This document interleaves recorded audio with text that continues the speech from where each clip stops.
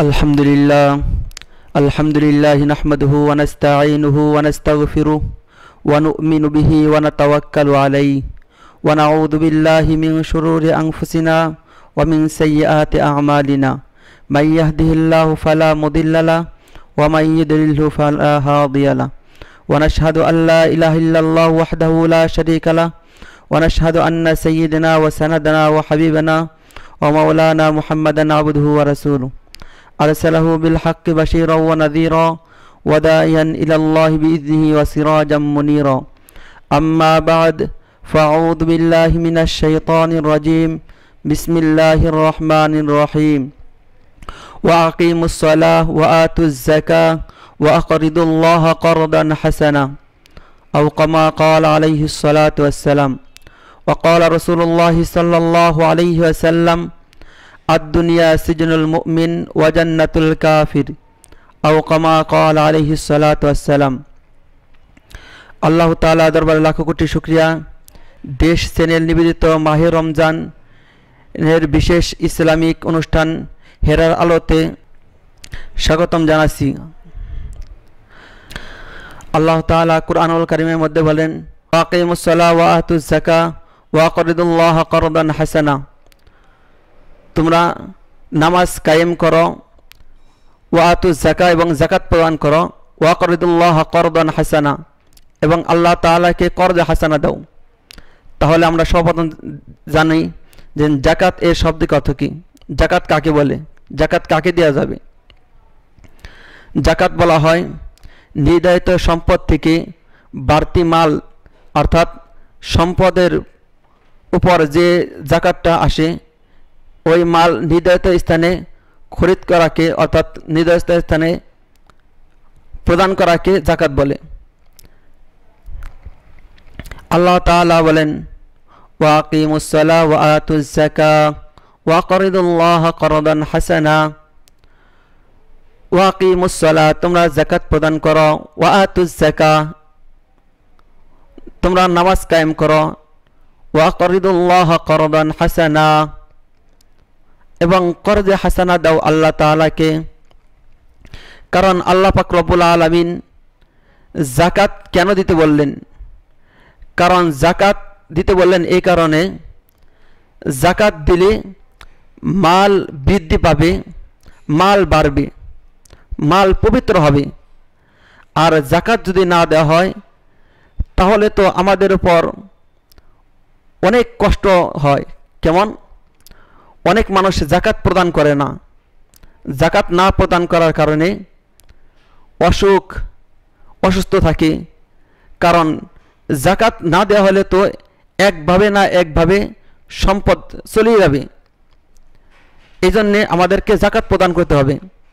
আর যাকাত দিলে আমাদের মাল বৃদ্ধি পাবে, মাল কমবে না, মাল বাড়বেই, মাল কোনোদিন কমবে না যদি যাকাত দেওয়া হয়। কারণ কুরআনুল কারীমের মধ্যে বহু জায়গায় নামাজ এবং যাকাতের কথা আলোচনা করা হয়েছে। নামাজ যেমন ইসলামের মূল ভিত্তি পাঁচটির মধ্যে নামাজ হলো যেমন গুরুত্বপূর্ণ বিষয়, যাকাতও তেমনই গুরুত্বপূর্ণ বিষয়। নামাজ পড়লে আল্লাহ তাআলার সাথে সম্পর্ক বাড়ে, আর যাকাত প্রদান করলে মানুষের হাতে সম্পর্ক বাড়ে। এই জন্যে আমাদেরকে যাকাত দিতে হবে। আর যাকাত দিলে লাভ হবে কি? আল্লাহ তাআলা বলেন, যাকাত দিলে লাভ হবে বহু লাভ। প্রথম কথা, যাকাত দিলে এমন লাভ যেন তার এই মালের যে ময়লা আবর্জনা আছে আল্লাহ তাআলা দূর করে দেন। আবার আল্লাহ রাসূল সাল্লাল্লাহু আলাইহি ওয়াসাল্লাম বলেন, যাকাত দিলে মাল শুধু বৃদ্ধি পাবে। যেমন একটি শস্য দানার মধ্যে 100টি করে যদি দানা থাকে, ঠিক আল্লাহ তাআলা 100কে বহুগুণ বাড়িয়ে দেন।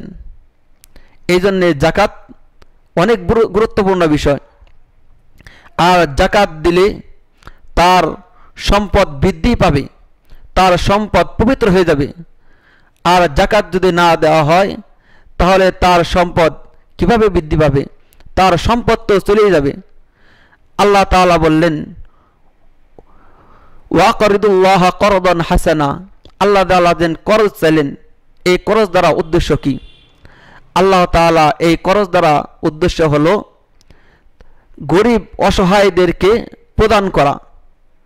কারণ এই প্রদান করলে আল্লাহ পাক রব্বুল আলামিন বলেন, আমি তোমাকে এর বদলা হিসেবে তোমাকে দিয়ে দিব, আর এই বদলা সম্পূর্ণ আল্লাহ তাআলা দিবেন।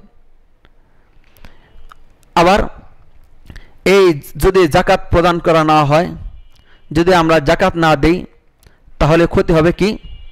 আল্লাহ রাসূল সাল্লাল্লাহু আলাইহি ওয়াসাল্লাম বলেন, যদি তোমরা জাকাত না দাও তাহলে এই মাল তো তোমার একভাবে না একভাবে শেষ হয়ে যাবে। এই মাল কিয়ামতের দিন আল্লাহ পাক রব্বুল আলামিন জাহান্নামের আগুনের ভিতরে উজ্জ্বল করে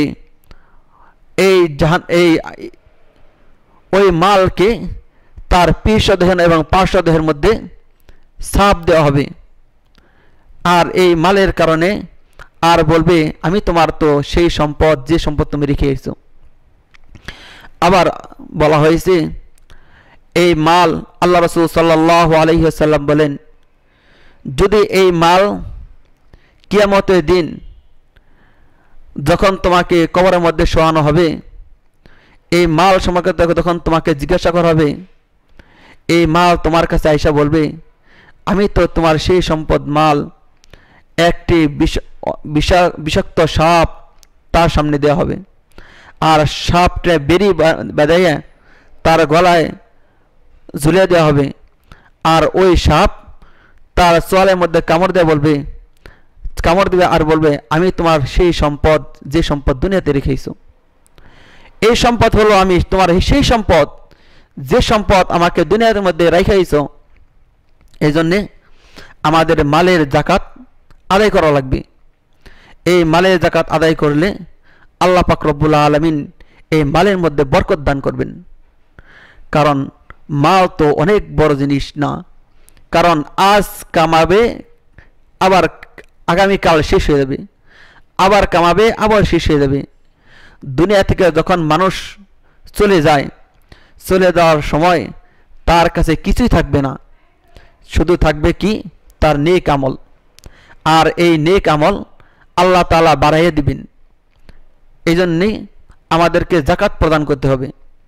জাকাত নির্ধারিত সময়ের মধ্যে, নির্ধারিত সময় একটি মাস আসে, আমরা তো মনে করি রমজান মাস, বরকতের মাস, এই মাসের মধ্যে আমরা জাকাত প্রদান করে দেব, জাকাত আদায় করে দেব। যেমন জাকাতে কয়েকটি খাত আছে, কাকে জাকাত আদায় করব আর কাকে জাকাত দিবে।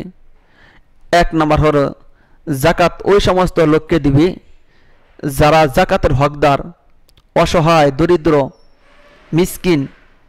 কারণ গরিবের জন্য, মিসকিনের জন্য, অসহায়ের জন্য জাকাত প্রদান করা, এদেরকে জাকাত দিতে হবে।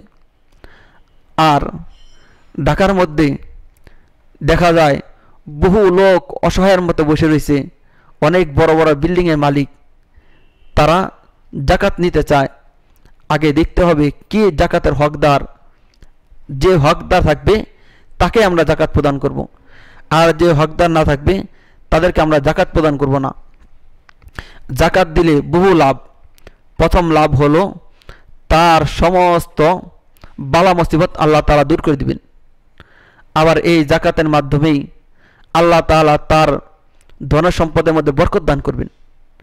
এজন্য আল্লাহ পাক রব্বুল আলামিন যেন আমাদেরকে নির্ধারিত সময়ে, নির্ধারিত যতটুকু জাকাত আসবে ততটুকু আমরা জাকাত আদায় করে দেব।